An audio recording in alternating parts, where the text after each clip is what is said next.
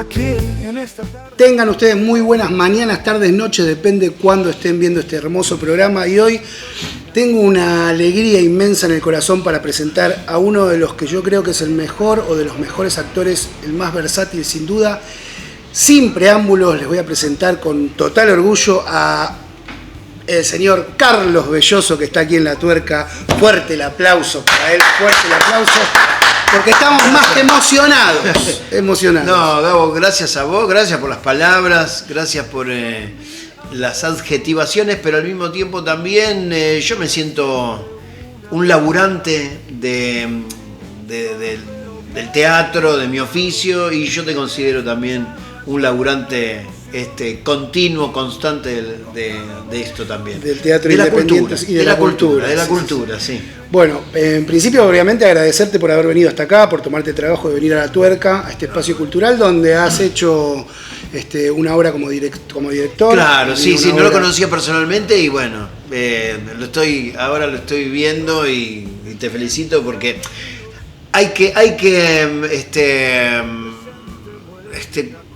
promover, pero al mismo tiempo también hacer lo que uno siente y tener un espacio, siempre lo quisiste tener, porque te conozco a través también de Ileana, mi compañera, y esto es cultura, y me encanta estar acá. Bien, justo veníamos hablando de eso en el viaje y te lo voy a volver a preguntar, porque me quedo con esto, ¿no? Sos una persona, un actor reconocido en todo el país, que ha hecho muchísimas cosas en televisión, en cine y en el teatro comercial, y sin embargo nunca dejaste de tener esa pata genuina del teatro independiente, del laburo, del proyecto, de lo que quiero sacar yo de adentro mío para... qué interesante y qué lindo que puedas mantener eso todavía dentro tuyo y qué genuino, ¿no? Porque vos tenés una pata sí, con ese tipo de teatro y de laburo independiente y cultural que es admirable para nosotros, sobre todo que estamos siempre en esto, claro, yendo y viniendo, ¿no? El espíritu under me parece que es algo que no... El que se movió con ese espíritu no se lo olvida fácilmente. Y en mi caso... el espíritu under es el que mueve las cosas y se abrió en varios rubros, varias sucursales o varias formas. Una es la gestión de una obra, la dirección, la producción de algo, la idea que uno agarra en el aire y la trata de plasmar en una performance, en un diálogo, en un monólogo, en una frase.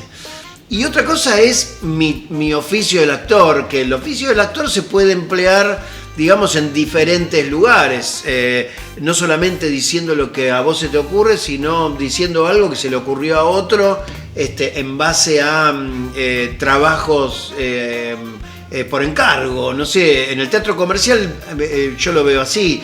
Hay un productor y un director que necesitan hacer un producto porque esto va a andar bien económicamente. Yo me sumo como actor a un proyecto que tengo que cumplir con objetivos que no son míos y son de otras personas.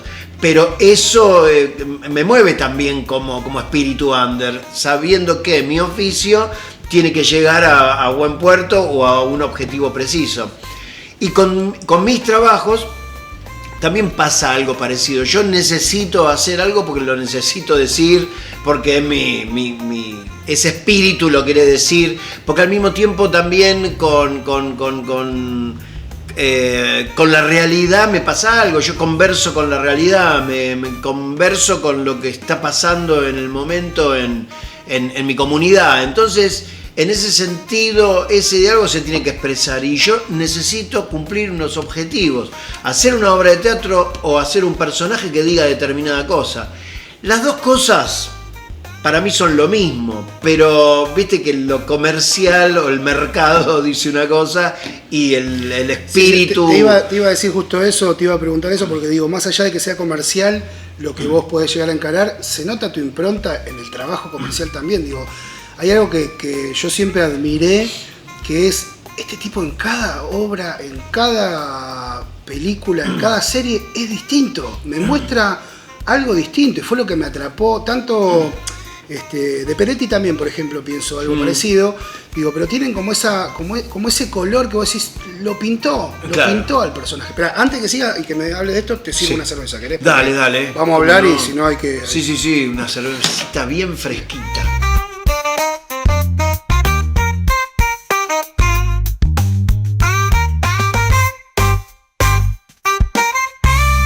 Bien, salud. Gracias, Gabo. Ahora sí. Fresquita y rica. Muy rica. Te decía de esto, ¿no? De que por más que sea comercial, siempre tu impronta estaba. O sea, Lo que pasa es que a mí me pasa como oficio de actor, tratar de lograr la verdad en cuanto a cualquier frase que diga. Entonces, mi trabajo tiene que ver con el profundizar y el establecer rápidamente ciertos patrones que mi personaje sí o sí va a tener que agarrarse. Hay actores que van por otros lugares, que también logran lo mismo. Lo que pasa es que yo tiendo a tirar varias cosas y como también estoy del otro lado, como director o como productor o como hacedor de un producto, entonces me veo también con otros mecanismos. Entonces voy a 100 kilómetros por hora y a veces eso desnivela y entonces me parece a mí como que mi mayor trabajo es nivelar. No sé si se entiende. A veces yo puedo hacer un personaje que totalmente separado del producto que es en realidad. ¿Por qué? Porque yo pienso que ese producto tiene determinada estética o determinada intensidad. Entonces tengo que darme cuenta que ese trabajo tiene que nivelarse con otros trabajos que van a otra velocidad. Y me parece que la adaptación también es algo muy necesario para el actor, para justamente tener todo ecualizado y que el director no gaste tiempo en eso también, en tratar de ecualizar algo que es imposible. Con respecto a, tengo tantas preguntas que me nacen, cuando te escucho, pero ¿cómo sos en el rol en el rol de director? ¿Trabajás de la misma forma que te gusta trabajar con el rol de actor, o hay una diferencia entre cuando dirigís y actuás? Yo trato de establecer una diferencia. Cuando uno dirige, o cuando yo dirijo, porque lo voy a hacer personal, yo dibujo y pinto también. Y me va por ese lado a mí en la dirección. Me va por el lado de, yo tengo un color que es azul y lo combino no solamente con el blanco y el negro para oscurecerlo o aclararlo, sino en la combinación con otros colores. Entonces es materia combinada. Y cuando actúo es lo mismo, cuando dirijo es lo mismo. Hay un actor que me da una determinada materia, azul claro, entonces yo lo tengo que combinar con otras formas, dándole más oscuridad o más claridad en base también a ciertas combinaciones que tiene con otras materias, un actor que me da un color rojo. Entonces yo siempre lo veo por el lado del dibujo y la pintura. Boceto la obra, tiro algunas intuiciones, porque para mí la intuición es muy importante y después lo proyecto en otras cosas, porque yo visualizo y intuyo ciertas cosas. Es así como algo que lo alimenté desde siempre. Sí, pero y cuando, por ejemplo, cuando hace un tiempito intercambiamos con un amigo actor también, y me interesa tu opinión sobre, viste que en el teatro existen diferentes lenguajes, diferentes formas de dirigir, formas de actuar, y yo siempre le decía, discutíamos, intercambiábamos entre esto, decía que un actor, para mí tiene que estar preparado y entender en qué ámbito va a trabajar, ¿no? Porque no es lo mismo hacer comedia que tragedia, no es lo mismo hacer comedia del arte, no es lo mismo hacer sátira, no es lo mismo, entonces el actor como que tiene que estar, porque él hablaba de una sola forma de actuar, Claro, ¿no? Como claro. quejándose de las otras. Y yo digo, pero si vos tenés el oficio, Claro. digo, el oficio es saber dónde vas a ir y qué es lo que tenés que hacer para eso que te está pidiendo ese director. Vos pensás más o menos, digamos, así como con cuántas diferentes obras de teatro, directores te encontraste y tuviste que amoldarte o vos pintarte de otro color para amoldarte a...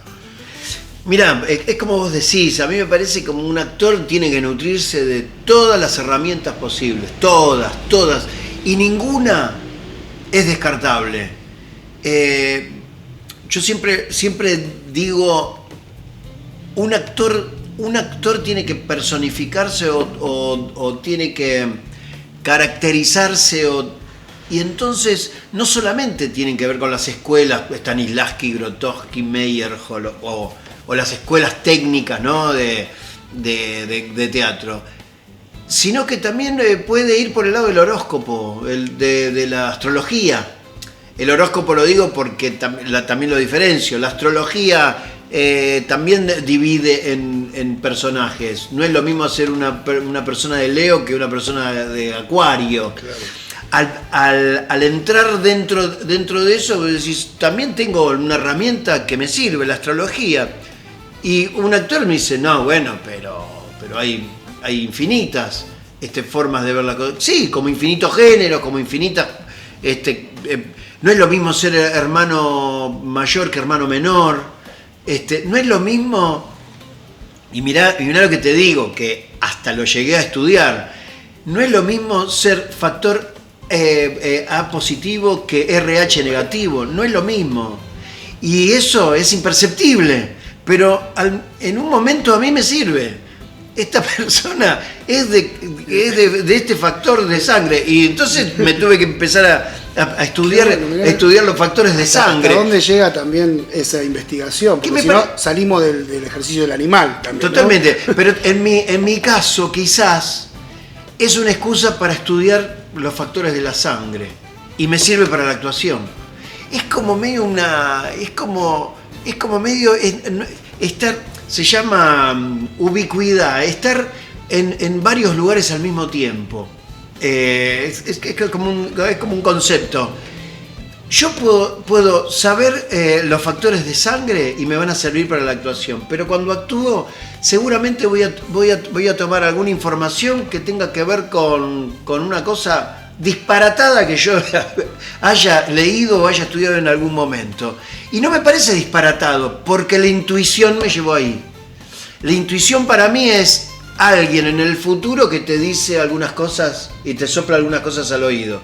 Mirá, me parece que tenés que ir por este lado porque yo estoy viendo en este presente futuro que es por ahí el asunto. Bueno, listo. Y dialogo con mi yo futuro en un punto. Ya, ahora después te voy a preguntar eso. Parezco loco, pero lo soy. Pero lo soy. Pero digo, aparte de eso, tu intuición te llevó a hacer cosas con un tiempo de anticipación que hoy están sucediendo también. Totalmente. Pero, ya vamos a hablar de eso también, porque me interesa mucho, esta visión de presente caótico de este país y cómo uno hace 3 años empezaba a imaginarse de la intuición ciertas cosas, porque bueno, me interesa mucho. Pero también me interesa darle un espacio, porque no lo sabía yo, y leyendo un poco de lo que hiciste, empezaste una de las cosas más lindas fue hacer los Messi en el Paracultural. Hay toda que artistas como nosotros, tienen el Paracultural como un emblema de lo que fue el teatro, la varieté y todo lo que vino después, ¿no? Porque tanta gente salió de ahí. Sí. Qué lindo, yo no lo sabía, qué lindo que lo hayas podido vivir, ¿no? Y cómo fueron esos comienzos de eso que era tan fuerte, y también cómo fue que repercutió la Guerra de Malvinas y todo tu exposición en eso con respecto a la actuación también. Porque tengo entendido que obviamente fue un disparador importante también, ¿no? Sí. Bueno, empiezo por la guerra, cuando a mí me llaman para hacer el servicio militar, uno no imaginaba qué iba a pasar. Uno no se imaginaba que los militares iban a querer reconquistar las Islas Malvinas. Entonces uno hace un servicio militar como, qué sé yo, a mí me daba lo mismo hacerlo o no hacerlo, me hubiera gustado no hacerlo, pero bueno, estimulado por mi padre, que no me tuteaba y me decía, usted va a aprender mucho en el servicio militar, usted va a hacer muchos amigos y quizás viaje. Entonces dije, bueno, quizás es eso, un año, a ver, expliquemos qué es el servicio militar obligatorio. Te metían un año, a veces un año más, casi 2 años metido a manejar armas o en distintas infantería, marina, tierra, aire, mar, aeronáutica. Bueno, te formaban para formar al pueblo, que yo lo veo bien, formar al pueblo para la defensa de la patria, ¿no? Entonces lo tomé como eso. Bueno, es una coyuntura que tengo que pasarla lo mejor posible. Como una experiencia de vida. Y una experiencia de vida también. Como me decía. Lo sé porque yo me salvé raspando, digamos. Claro, fue creo que el último año o el anteúltimo, pero me salvé raspando. Y lo pensaba de esa manera. Digo, bueno, si me toca será una experiencia de vida. Claro, hay que tomarlo como experiencia. Nadie imaginaba una guerra. Claro. Y entonces a mí me meten en artillería, yo, digamos, comandante Luis Piedrabuena, provincia de Santa Cruz, viajé, como dijo mi viejo, conocí a gente, amigos, porque realmente lo que me quedó de la guerra son los camaradas, el grupo Artillería 11, para mí es un grupo de hermanos, y a manejar cañones antiaéreos, ¿no? Y después, enero, febrero, marzo, y después abril, una guerra. Y ahí ya todo se trastocó.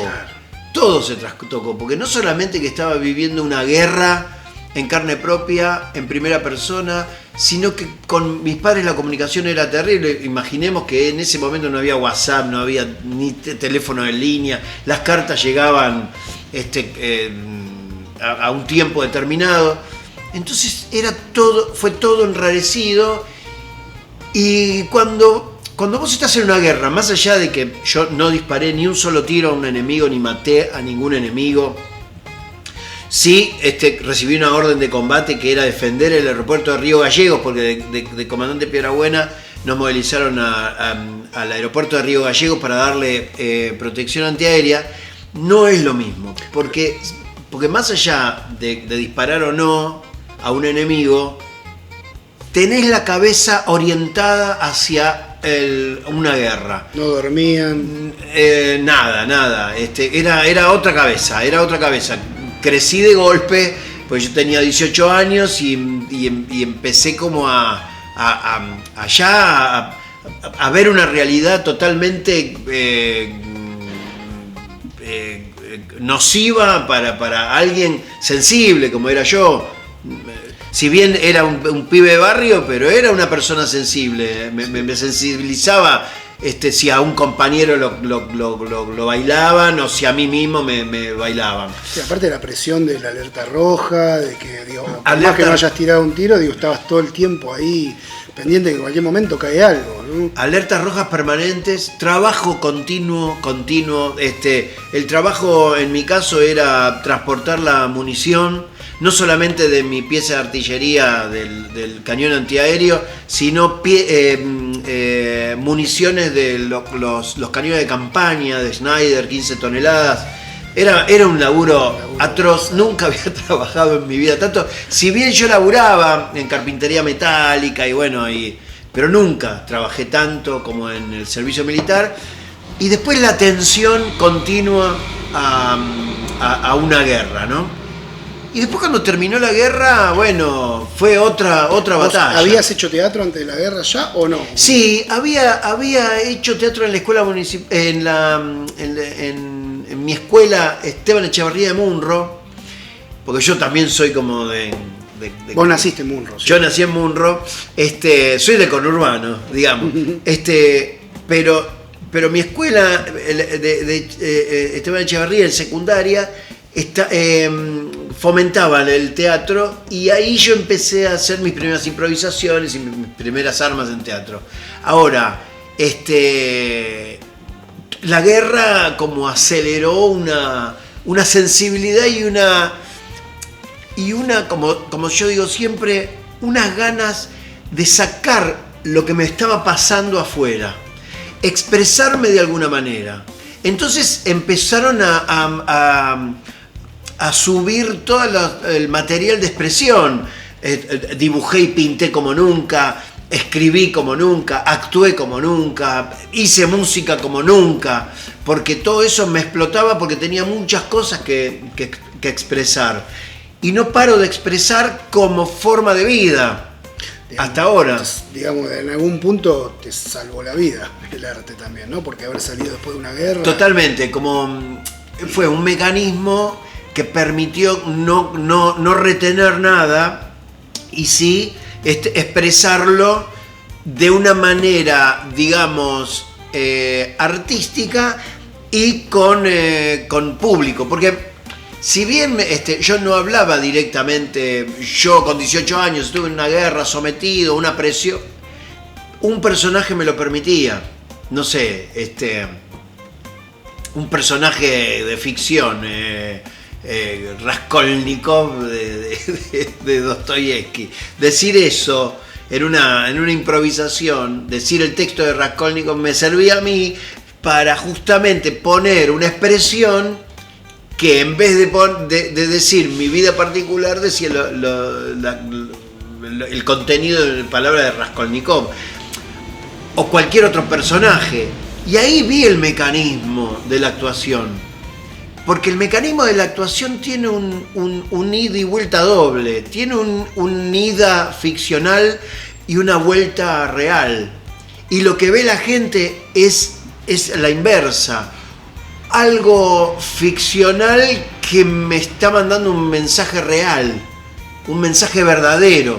Por eso la verdad de la actuación en ese mecanismo. Intuyo una verdad, pero me está diciendo algo de un personaje ficcional. Sí, ¿no? Sí. Y a mí me permitió eso como mecanismo. Y como todo, cuando yo que escribo una canción, lo mismo. Si tengo una metáfora acerca de, no sé, la condición humana, también estoy hablando sobre mi vida y sobre hechos de mi vida que necesito decirlos. Necesito decirlos como ser humano que se expresa, ¿no? Y si me puede ver una platea de 300 personas, mejor. Claro, sí.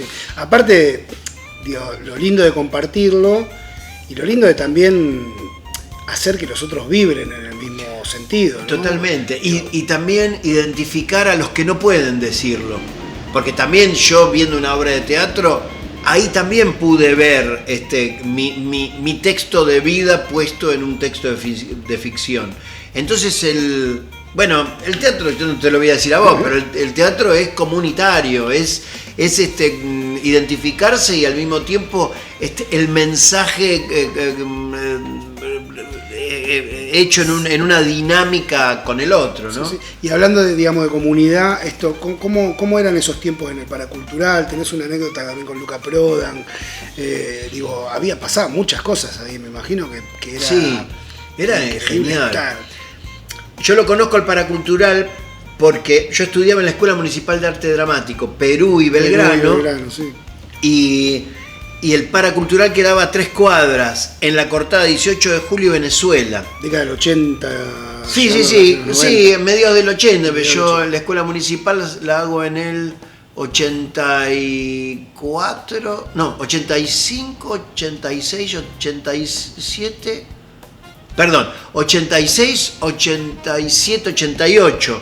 Y en el 86 empieza el Paracultural. Entonces, el camino que yo tenía en el 93 para venir a Munro, el camino ese me encontraba con gente que salía del Paracultural, Luca Prodan que venía del bajo caminando y diciendo cosas y estando en contacto con actores.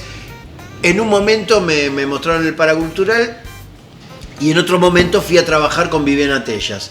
Se hacía el primer festival de teatro malo, que era en contraposición a toda una solemnidad que había en la época, y se hace ese festival para recaudar fondos para una obra que estábamos haciendo con Viviana Tellas. Ahí, con Damián Dreisig, hicimos los Meggi en esa obra de teatro y para recaudar fondos se nos ocurrió decir poesía nuestra en el Paracultural y fue un bombazo. La gente enloqueció, no sé por qué. Sí, esas cosas que suceden. Fue enloqueció. Omar Viola, el dueño del Paracultural, no nos contrató porque no había contrato, pero decía, vengan por favor porque esto fue maravilloso, qué sé yo. Bueno, y empezamos a trabajar muy de a poco en el Paracultural, y el Paracultural era una fauna hermosa. Alejandro Urdapilleta, Batato Barea, Humberto Tortonese, los Triciclos Clos, Aranowski, Los Apestosos. Pasaban músicos también, muchos. Rock y teatro. Y se fusionaban a veces. Nosotros, los Meggi, éramos teloneros de Don Cornelio y la Zona, por ejemplo. Y cuando iban a un concierto nos llevaban como teloneros. Los Meggi estaban con Don Cornelio y la Zona. Y trabajando con muchos grupos de un montón de lugares, qué sé yo, con grupos, ensayaban y tocaron en un momento Los Redonditos en el Paracultural, pero también Los Vaticanos, los Paladines de la Injusticia, qué sé yo, Los Apestosos, que Los Apestosos eran actores que hacían música, entonces un día eran punk, otro día eran heavy, otro día eran ska, entonces era un grupo, Los Apestosos, que se renovaban y hacían muy buena música también.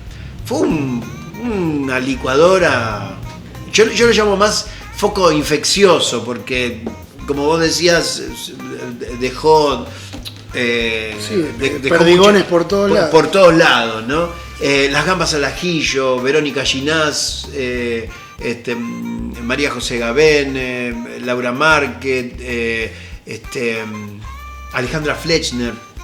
Bueno, actores y actrices que admiro muchísimo y salieron del Paracultural. Y también de todo un circuito under, porque estaba el Paracultural, Medio Mundo Varieté, Palladium, Cemento, Dijule, El Depósito. Eran todos lugares donde se hacía. Y Batato Barea colonizaba, iba a un lugar y entonces atrás íbamos los Meggi, atrás iban otros grupos. Y fue un circuito que fue el resultado también de tapar la cultura y mucho tiempo. Entonces en un momento cuando la cultura se vio como medio, esa olla se abrió un poco, empezó a explotar en ese circuito. Como la cultura en varias etapas de la vida de este país no se potencia con la resistencia que ejerce ante el poder, ¿no? Y ante a esto, ¿no? Decir, bueno, nada, hay que mostrar otras cosas, hay que liberar, hay que hacer catarsis, hay que juntarse. Y seguro, la cultura es importantísima, pero no es importantísima, porque la cultura se puede dividir en varias cosas. La cultura también es entretenimiento. Pero la cultura también es identificación y el poder decir las cosas que uno no puede decir con otras palabras, hablando de expresión. Mismo ahora lo que más está pegando es lo cultural contra lo contracultural. Es raro porque ahora estamos hablando de la coyuntura en este gobierno de Javier Milei. Javier Milei propone una contracultura, no solamente erradicar cosas que venimos defendiendo hace mucho tiempo, sino que justamente lo cultural tiene que ver con eso, con un movimiento en contra. En contra, sí. Contra lo contracultural es la cultura. Entonces la cultura tiene que volver contracultural. Y entonces la batalla cultural, en todo sentido, porque no solamente es una obra de teatro la batalla cultural. La batalla cultural tiene que ver con cómo hablas, tiene que ver con aceptar ciertos modos de ser o aprobar ciertas formas.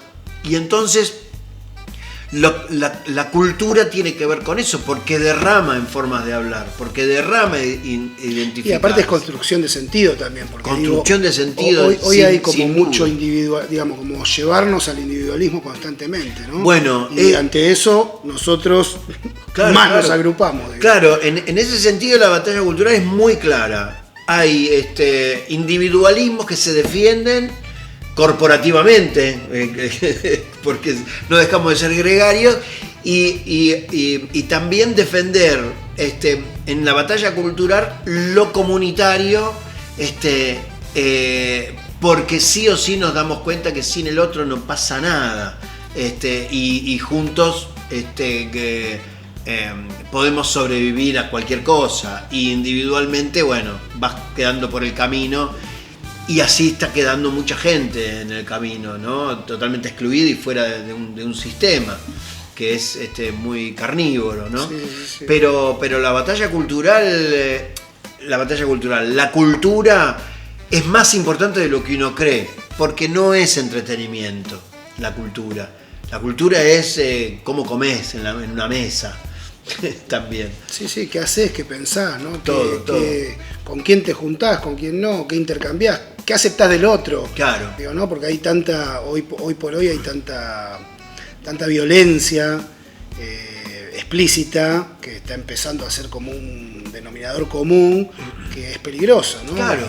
Porque si eso es referente de cultura, va a ser puesta en tela de juicio, porque cuando te toca a vos la violencia, ya vas a empezar a pensar de otra manera, ¿no? Sí, y aparte que uno empieza a desatar en la sociedad cosas que son inesperadas y que uno nada, como a tal punto de llegar a querer matar a la vicepresidenta. Claro. Más allá, digamos, de hablar de lo político o no, pero digo, esas cosas dan lugar a que sucedan cosas terribles. Totalmente, el resultado es eso, es un magnicidio, es atentar contra una presidenta, ¿sí? Bien. Te voy a hacer preguntas ahora para sacarte de acá, preguntas express, sí, muy fáciles para contestar porque nos interesa saber. Y aparte, como estamos en la era de las redes, vamos a tratar de que este programa no solamente se vea por el canal, sino también que lo vean en diferentes lugares y en diferentes cosas. Perfecto. Es sencillo. Vamos a comenzar. Una película que te haya marcado en la vida.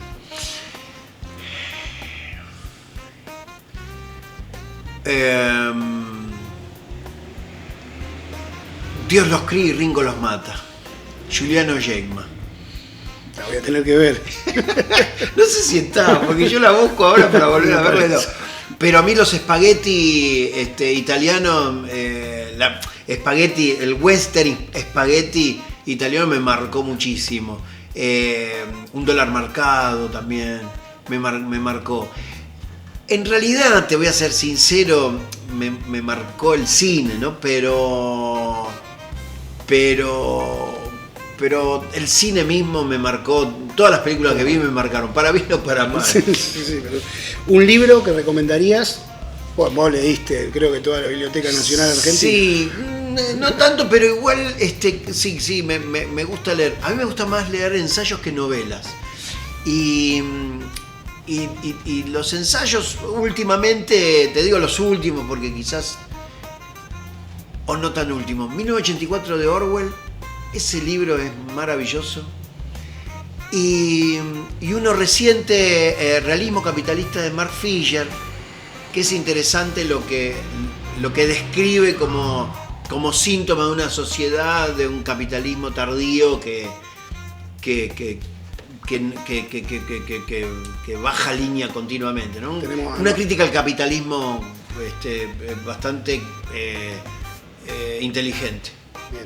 ¿Director o directora que te gustaría trabajar que no hayas trabajado o alguno que trabajaste y te pareció fuera de lo... Sí.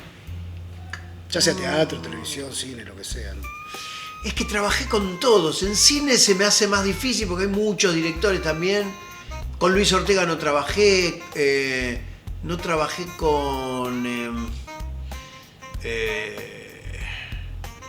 con Ana Katz, que trabajé ahora, me gustaría trabajar en una película, que trabajé ahora en una serie, que me parece muy muy precisa, sensible e inteligente con el manejo de los actores, por lo que yo viví y me gustaría trabajar con ella.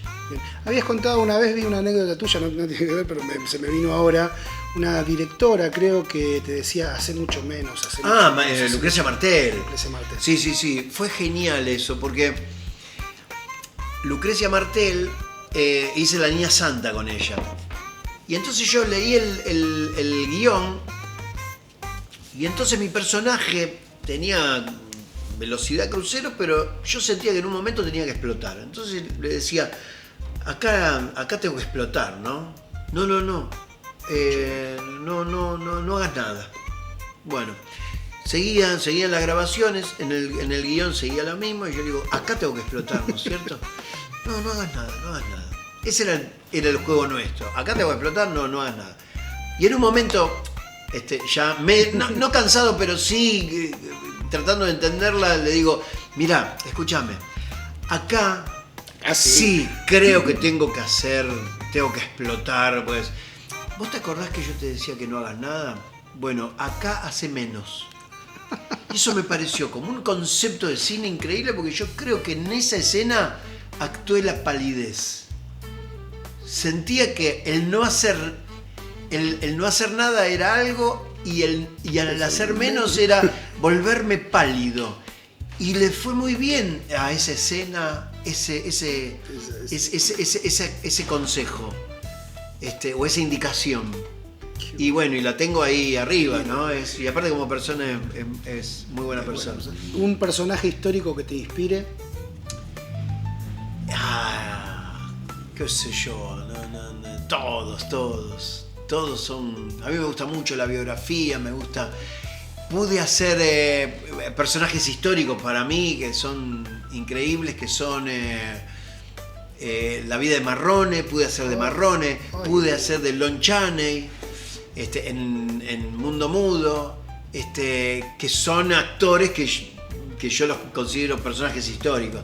Ahora, me gustaría ser, qué sé yo, Belgrano, San Martín, pero ya no me da la edad. Y una obra de teatro que hayas visto que te haya impactado, me imagino que tenés más obras de teatro que... Sí, muchas. Bueno, a mí Le Prenom me pareció una joya hecha por ustedes, ¿no? Claro. Peto Homenaje estaba... Peto Homenaje de Germán Palacio, Federico Delía, Jorgelina Aruzzi y Mercedes Funes. Una obra de teatro que yo haya visto y que me deslumbre... tengo muchas, no sé exactamente cuál, pero en el San Martín veía buen teatro en un momento.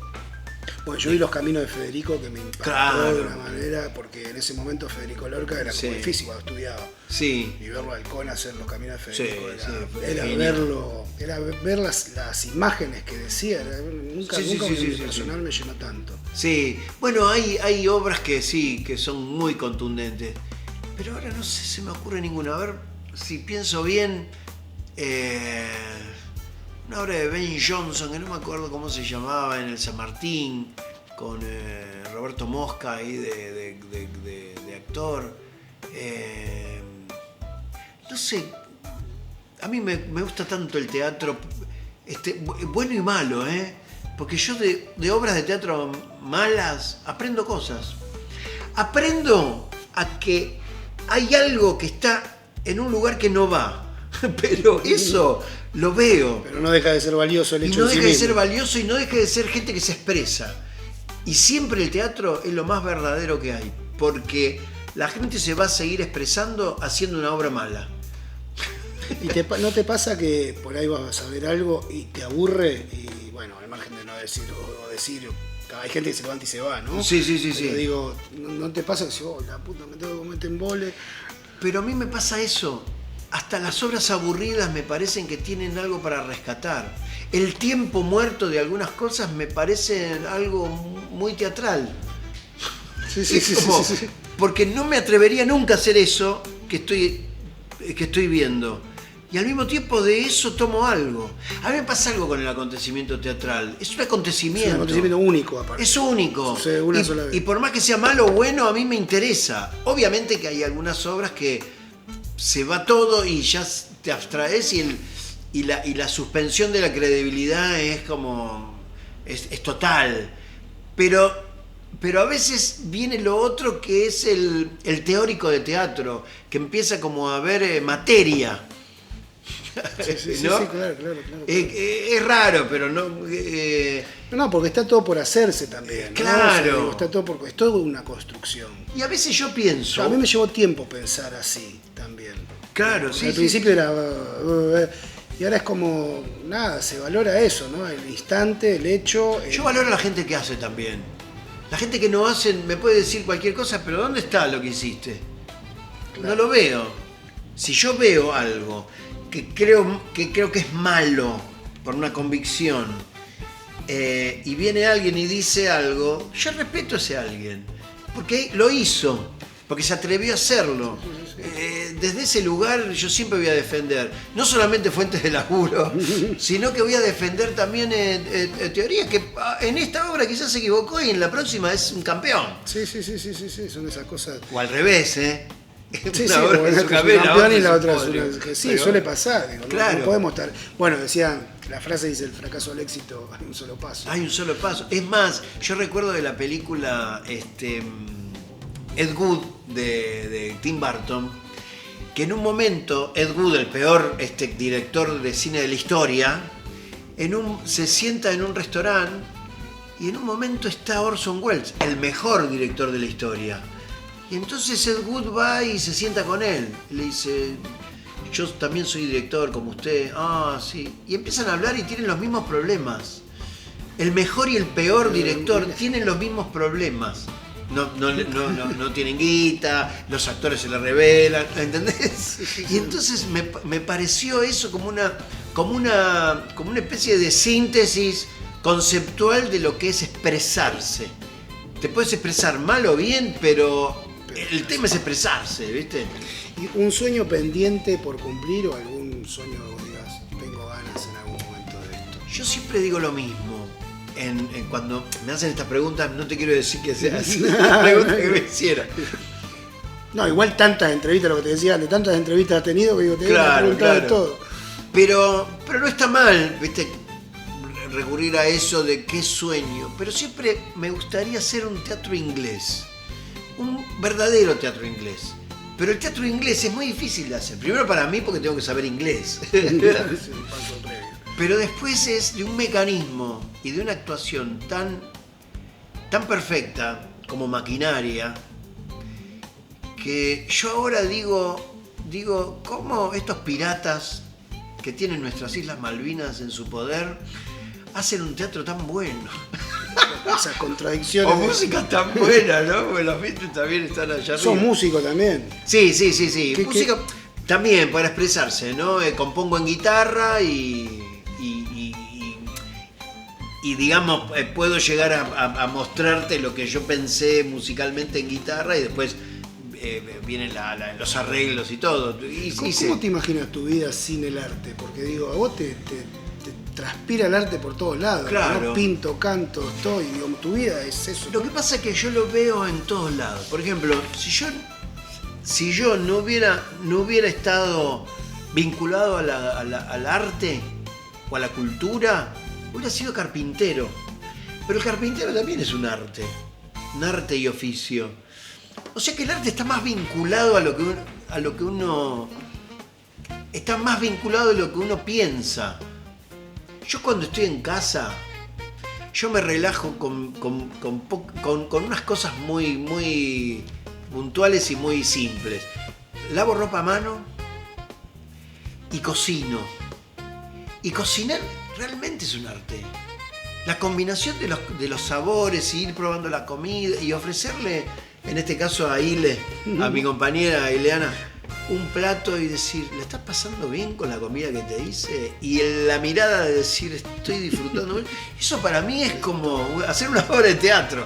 Y me parece que el arte está más en lo... Bueno, yo aprendí a comer bastante mejor cuando un amigo, también actor, me decía, dice, vos tenés que tomar la comida como una experiencia al paladar.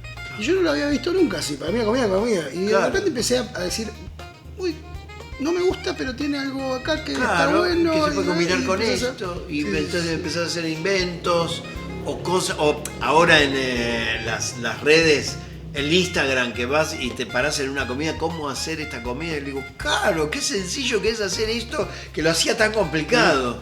Y vas y experimentás. No, y es verdad que uno a veces, como el arte está en todo sin que muchos se den cuenta. Mi viejo, por ejemplo, más allá de que en su momento ayudaba a mi tío, a Julio, sí, en las producciones, todo, mi tío actuaba, él era escenógrafo y era toda la parte técnica, y después se dedicó a carpintería, albañilería, siempre fue un tipo muy hábil para eso, pero mi tía, la esposa de mi tío Julio, decía, tu papá es un artista. Tu papá agarraba, mi viejo era recolectar cosas, ¿no? Entonces juntaba cosas de todos lados, tenía como una casa llena de cosas, ¿viste? Esa gente que pasa por la calle. Y él te hacía una reja por ahí, pero con cosas, digamos, con cosas que estaban tiradas, y te las reconstruía, y te hacía una cosa que vos decías, es increíble lo que hizo con lo que estaba tirado, digo, y era mucha creatividad lo que usaba para hacer. Totalmente. Y no deja de ser arte, ¿no? Aunque uno no lo viva como arte. Pero ¿no? vos ponete a pensar uno como creador de una obra, o director, o actor mismo. No hace lo mismo. No agarra de acá, de allá y hace y construye algo. Por eso digo que la cultura está en todos lados. En todos lados. Por eso la batalla cultural es tan importante y ahora está tan en juego, ¿no? Bien. Vamos ahora al próximo, al último, que son confesiones de bar. Imagínate que estamos a las 6 de la mañana, ya estás tomando varias copas, quedate solo con el barman, y uno aprovecha para preguntar, y el otro, que está medio entonado, dice cosas que no diría en un determinado momento. A mi juego me llamaban. ¿Hay algún papel, por ejemplo, que hayas rechazado y que te arrepentiste toda la vida de haberlo rechazado? O que decís, pucha, me hubiese hecho, me hubiese estado bueno. Sí, primero me llamó Sebastián Blutrach para Toc Toc. Claro. Y estaba buscando el último actor para ya cerrar la obra. Y nadie quería agarrar. O sea que los puntos que le hubiera pedido eran infinitos. Una obra que todavía hoy está. Y era una obra que todos los que estuvieron en esa obra laburaron. Laburaron. Pero aparte es linda la obra. Y además tiene un juego cómico divertido. Pero en este caso yo me arrepiento más de lo económico, porque lo económico dio un resultado increíble. Y lo de Dayub, ¿no? Había estado también en eso. Bueno, el papel era el del Dayub, que lo había rechazado Roberto Carnaghi, lo habían rechazado varios. Y a mí son varios los que estarían ahí arrepintiéndose. Totalmente, y me llaman. Pero yo no tanto de arrepentirme, sino que yo estaba haciendo otra cosa y no podía hacer eso. Pero me pasó también, por ejemplo, en televisión, cuando en Naranja y Media yo estaba ilusionado que iba a entrar a trabajar con Franchella y estar, ¿no? A último momento me dijeron, no, vos no estás. Fue terrible. Pasa mucho también. Es como eso, ¿no? un cuchillo al corazón. A la semana me llaman para hacer el Vasquito. Mira las cosas de la vida. ¿Entendés? O sea, después ahí sí también entendí el mecanismo. No me tocó esta, pero me tocó otra. Que fue, bueno, ahora quiero hablar, después en la mesa Claro. vamos a hablar de eso porque Claro. quiero hablar también de esa parte. Y siguiendo con las confesiones, ¿alguna vez, no creo que esto que te voy a preguntar haya sucedido, pero puede ser, ¿alguna vez te olvidaste alguna línea? Uy, miles de veces. ¿Y qué te pasa en la cabeza cuando No. Jorge Suárez tiene un término que es actorazo, Jorge. Sí, que es maravilloso, que cuando se perdía en un texto decía, ay, me perdí en un bosque maravilloso. Porque la sensación es esa, es como, ¿cuál agarrás? ¿Dónde estoy? ¿Cuál es? Y esta. Y tenés que actuar una cosa como si seguís. Y entonces el alboroto en la cabeza es maravilloso. Y cómo tenés que estar conectado con el otro actor. Porque, y qué pasa si el otro se olvida también, ¿no? No, y aparte hay un código del otro actor que sabe que te perdiste. y a veces te puede ayudar y a veces no, ¿viste? Pero está. El perderse también es parte de este oficio que es maravilloso. ¿Qué es lo más loco que hiciste por amor al arte? O por amor a tu profesión. Yo siempre pienso que estoy haciendo locuras por mi amor al arte, pero puede llegar a ser...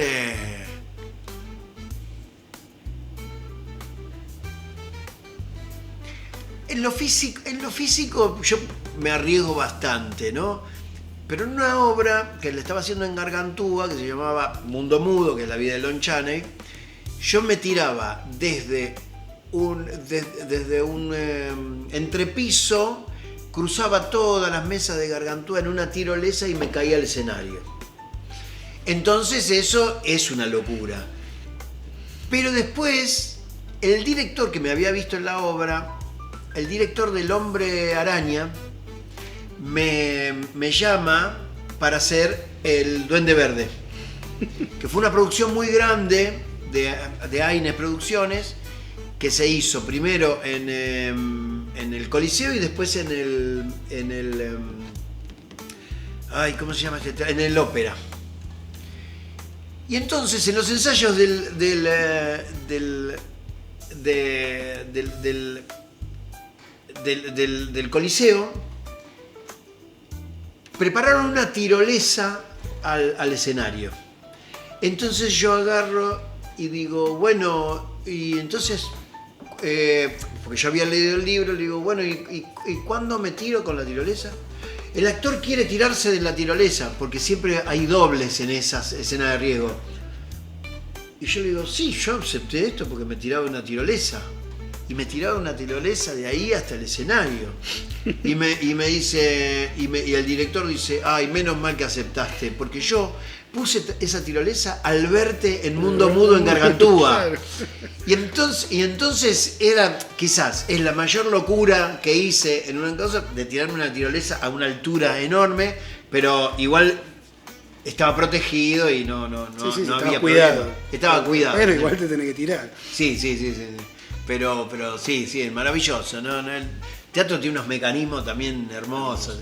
Y ahí en esas obras de mucha producción podés volar, podés tirarte. Yo tiraba bombas con el Duende Verde, tiraba bombas calabaza en un escenario y explotaba todo y se levantaba y volaba por unos puentes.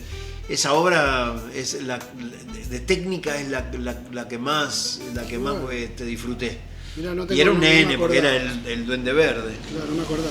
Sí. Bueno, ahora vamos a pasar a la mesa, te sigo convidando un poco más de cerveza por ahí, charlamos un poquito en la mesa, pero bueno, nada, como barman de este lugar, mil gracias porque me la hiciste pasar genial. Bueno, pero seguimos charlando, seguimos charlando. Seguro. Bien, bueno, gracias primero por atreverte a comer las papas de la tuerca y la pizza. Riquísimas, crocantes. Después una cervecita, ahora vamos a bajar un poco porque hay que manejar, así que... Claro. Bueno, me gustaría hablar un poco de cómo fue ese paso a lo comercial, sobre todo a estos personajes tan icónicos que quedaron grabados en la memoria de toda la gente, como el Vasquito, Quique, Son mi vida, Willy creo que era, ¿no? El de Tumberos. Digo, ¿Cómo te llevaste con ese éxito comercial en el momento donde todo empezó a ser importante y a florecer, ¿no? ¿Cómo fue esa etapa? Cuando yo hacía teatro, digamos, estaba medio mal vista la televisión. Por un asunto de maltrato, con historias que nos contaban. Entonces, siempre a la televisión yo le tuve como un respeto, pero no me volvía loco de estar en la televisión. Hasta que en teatro empecé a trabajar mucho y ahí los productores iban a ver obras de teatro. Entonces los productores, se estaba dando un cambio en la televisión también. a cosas muy rígidas de novelas, digamos, de plató o programas de humor muy estrictos con grupos cerrados. Polka empieza a trabajar con actores de teatro y empieza a mezclar los actores de teatro y de televisión como alimentándose mutuamente, ¿no? Entonces mi primera aparición fue en Tate Show, en el programa Tate Show que gracias a Eduardo Calvo, que ya estaba, me vieron y les gustó lo que hacía, porque en realidad me llamaron más para caracterizar. Yo hice Freddy Krueger en Tate Show, hice el Jíbaro, personaje de fantasía, hice Pavarotti, personificaba, ¿no? Hasta que surge la publicidad de No me corte de Minifón, que la puedo decir porque no existe más Minifón, que ahí tenía un latiguillo, es no me corte, el latiguillo de la publicidad. Y ahí cambié por un personaje fijo que era el hombre del teléfono, que a cada momento decía no me corte. ¿Entendés? El que guionaba y el que estaba ahí era el guionista de La Tuerca, también, el creador de La Tuerca en realidad. Me sale Marquesini, pero no es Marquesini, o sí, bueno, no me acuerdo bien. La Tuerca no, La Tuerca te lo voy a decir, no La Tuerca el programa, en donde trabajó tu tío. Después a partir de ahí me amigué con la televisión con muchas cosas. Me amigué, digo, porque la vi con otros ojos, pero como en todos los formatos yo entro con mucha humildad, sabiendo que hay una tradición de televisión. Yo no entro en la televisión diciendo, bueno, me va bien en teatro, córranme el lugar. Yo digo, la televisión tiene una tradición que hay que respetar y hay que estudiarla a esa tradición. Y no solamente estudié, digamos, los programas de humor que veía, Pepe Biondi, un montón de Marrone, un montón de personajes y de actores de la televisión, sino que vi que entrando podía llegar a hacer cosas buenas. Y me encontré con Polka, el primer programa que hice fue RRT, con Carlín Calvo, y como ya entré haciendo un personaje, que era Marta, que era un barra brava visco, ronco, cuando hicieron Campeones, me tuvieron en cuenta para también caracterizar otro personaje que iba a ser el Vasquito. Y así fue. Lo caractericé, y una boina, unos anteojos, una forma de hablar, y ¡pa! Y pegó. Y cuando vos pegás un personaje ya está, es como que la gente no se olvida de ese personaje, pero no se olvida también del actor, porque dice el actor ese. Y entonces me di a conocer más como actor. Eso duró 2 años, Campeones. Claro, Campeones es una tira diaria que duró 2 años, ya que estuve en la... Y sin embargo no es que después, una vez que terminó, seguiste explotando eso, porque también pasa. ¿No? Uno pega un personaje y dice, bueno, listo, ahora con este personaje le doy derecho. No, vos... Es más, los productores me llamaban para hacer el Vasquito, o para hacer algo parecido al Vasquito. Y ahí ya tenía que estar atento, porque en base a eso siempre iba a estar en un personaje, y me iban a llamar en un personaje. Entonces resistí ante esas propuestas, y lo segundo que vino fuerte fue Tumberos. Ahí ya demostré que tenía un rango de actuación. Podía ser el Vasquito, que era un personaje casi ficcional, digamos, casi de fantasía, y aunque era muy popular, ¿no? Y uno se podía identificar con un Vasquito, siempre hay un Vasquito. Muy frágil, sensible. Claro. Pero el Willy de Tumbero fue también porque me llevó a otro lugar de la popularidad. una cosa más marginal. Y ahí ya veían que yo era un actor, entonces me podían pedir personajes. Y después el triángulo de hierro, digamos, de lo popular fue Quique Ferretti de Sos mi vida con Natalia Oreiro. Ahí fue, ya me había ganado, digamos, la cinta azul de la popularidad de verdad. Porque también hice un personaje muy popular y ya no podían distinguir quién era el Vasquito y quién era... Y a partir de esos programas empezó a cambiar de verdad tu vida, hasta ese momento no, digamos, podías salir a la calle, porque me imagino que salir a la calle... Era un tema. En un momento donde no había redes tampoco, donde no había tanta competencia, ¿qué pasaba?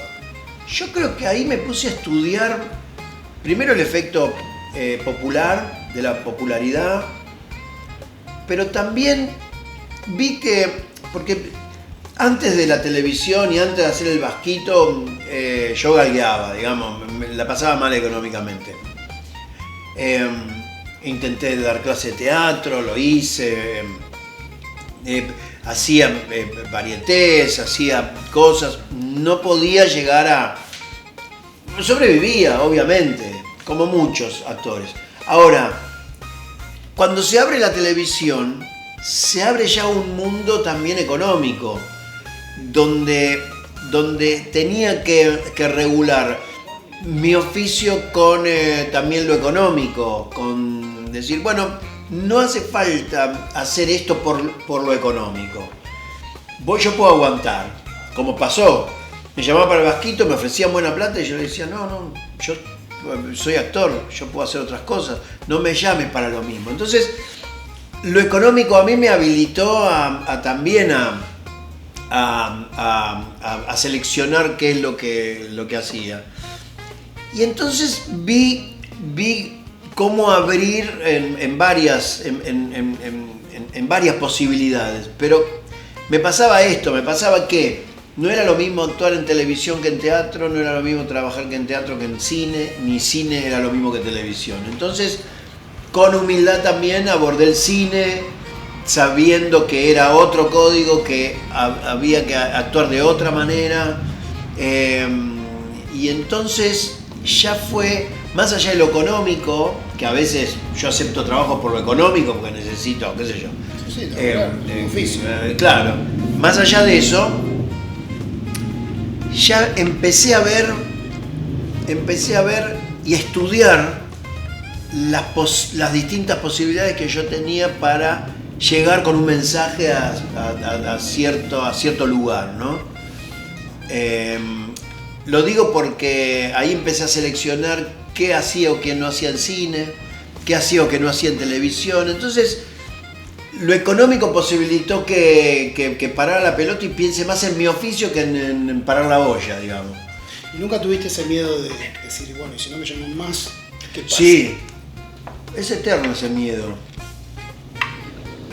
Pero al mismo tiempo me generé, digamos, mecanismos para que ese miedo no sea tanto, digamos.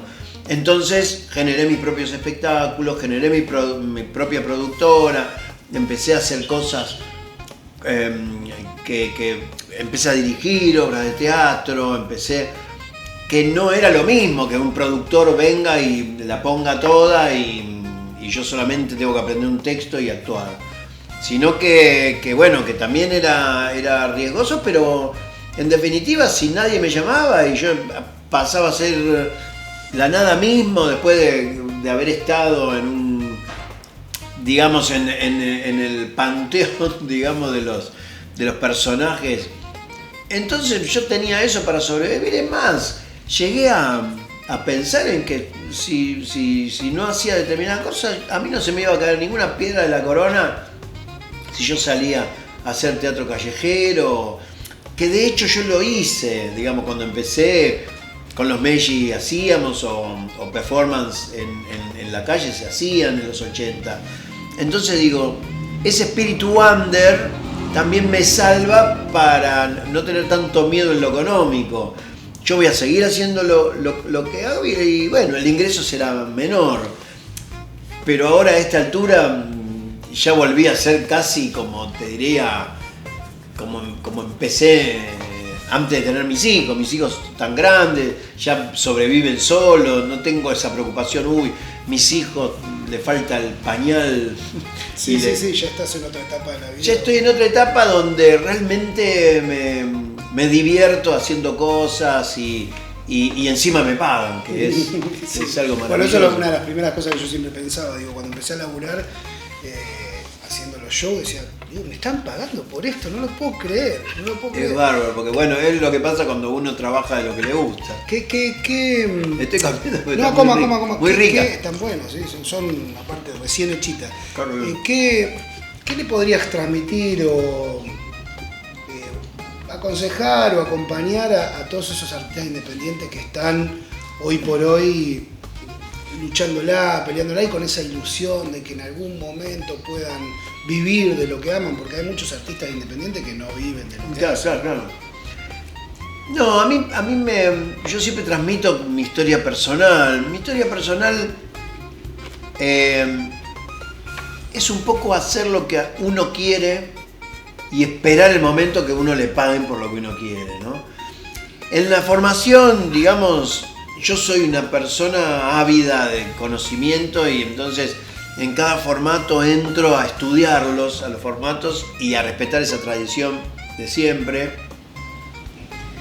Pero también les diría, lean mucho. El actor lee, porque el actor que lee se le ensancha la imaginación. Puede ver películas también, puede ver programas o puede meterse en las redes viendo personas y todo. Pero leer lo que hace es como agilizar, digamos, el imaginario, ¿no? ¿Crees que, digamos, ahora que dijiste redes, crees que con todo este avance tecnológico, en qué le juega, en contra, a favor de lo que nosotros hacemos y cómo lo venimos haciendo, digamos, ¿no? ¿Qué produce la tecnología hoy en el arte? Me parece que la tecnología siempre suma porque después va a haber otros formatos, después va a haber otras formas de ver las cosas. Lo que pasa es para qué y para quién y por qué propósito, ¿no? Yo creo que actualmente las redes sirven para lo que nosotros hacemos y no sirve para lo que nosotros hacemos. O sea, las redes a veces juegan en contra, pero yo creo que el que está en este medio tiene que usar todo a favor y ir por el lado de que las redes ayuden. Las redes, o me refiero también a una forma inmediata, digamos, de actuación o de performance, ¿no? De performance. Las redes son comunicación y actuar en una obra es comunicación. En ese sentido se llevan bien, pero a veces quizás se piensa que las redes es lo mismo que hacer televisión o teatro, y las redes tienen otra velocidad y otra forma, ¿no? Yo no entiendo muy bien, porque yo soy más bien de que en las redes, si hay algo que me perjudica, yo la corto. Entonces me queda para comunicar mis trabajos o comunicar ciertas, pero no lo tomo como un vector de comunicación directa sobre lo que me pasa. Pero quizás es un error mío. Hay que ver, ¿viste? qué es lo que en definitiva uno quiere hacer con eso. Se presenta con la inteligencia artificial. La inteligencia artificial, uno piensa que es medio como el fin del mundo y que la inteligencia artificial va a ser más inteligente que nosotros y entonces nos va a matar Hay una teoría del poshumanismo que habla sobre eso. Yo no lo descarto, como no descarto nada, pero también la tecnología la tenemos que manejar en base a las necesidades que tenemos cada uno, ¿no? Y cada pueblo, porque también es eso. Antes de fijarme en las redes o en la inteligencia artificial, yo me fijaría qué votamos o qué proyecto queremos como sociedad, ¿no? Y ahí es el problema. Porque, bueno, ahora las redes están todas activas en base a la desinformación también. Entonces, no le hace bien a un pueblo estar desinformado. Sí, o sobreinformado también. O sobreinformado también, que es una forma de tener tanto que no tenés nada. Yo seguiría hablando horas y horas porque, primero por la oportunidad hermosa de poder compartir acá en este lugar tu sabiduría, tu experiencia. Digo, me queda una última cosa para preguntarte.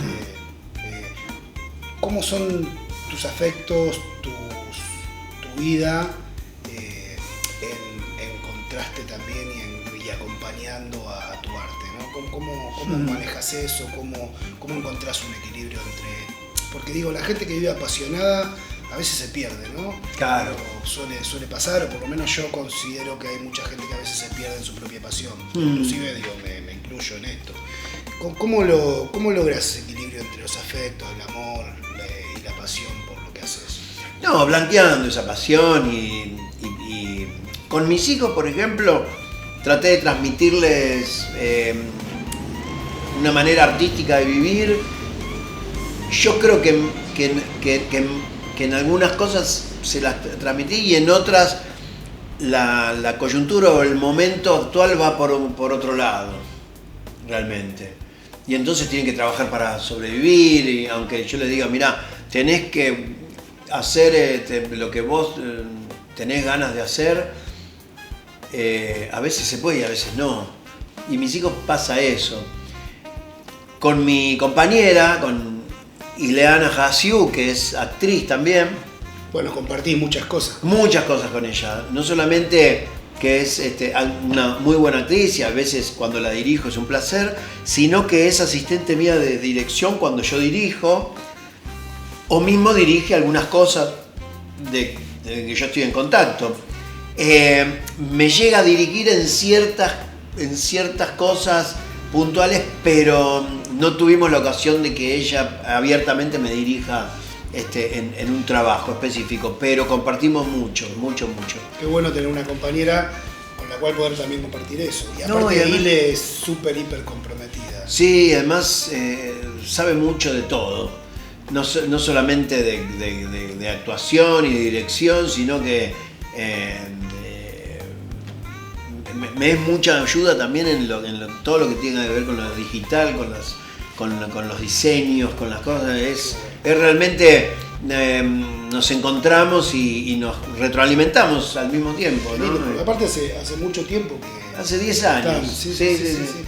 Lo sé porque trabajé con ella. Claro. Y estoy muy contento. Bueno, este es para los dos, entonces. Es una hermosa lámpara que cuando empezamos el programa pedimos apoyo. Lampedeco, Marcela nos preparó esto para regalarles a ustedes, a vos digo y a Ile también, porque si no te van a dejar entrar. Claro. Digo, para que lo pongas, ilumine alguna parte de tu casa. Sí, ya sé, tengo el lugar ahí en el taller. Necesitaba una luz ahí de escritorio. A todos los que quieran entrar a la página lampe2-deco pueden seguir, porque nada, la gente que apoya el arte y este tipo de cosas también necesita ser apoyada. Nada, para cerrar, vas a cerrar vos obviamente, pero decirte que estoy inmensamente desde ayer que estoy como muy ansioso y estaba como ansioso de tener esta charla por la admiración que te tengo, por mi carrera, porque creo que para todos los artistas que venimos haciendo teatro y durante mucho tiempo, digo, escucharte y entender que estamos en un buen camino, en un lindo camino de catarsis, de creación de sentido, de pelea y conquista cultural, nos da mucha fuerza también, así que cuando lo vean el programa seguramente también lo va a inspirar. Y eso, nada. Genial. No, yo te agradezco a vos agradezco que se interese por mi trabajo primero y después, bueno, el tiempo que nos conocemos y la vinculación que hay. Y esto que te dije al principio, el tema de tener un lugar es hacerte cargo de la cultura y llevarla adelante. Entonces, a la gente que hace la respeto muchísimo. Muy bien, señoras, señores, esto fue todo por hoy, solo pero bien acompañado con un lujo que nos dimos el señor Carlos Belloso con nosotros. Muchas gracias, nos vemos la próxima.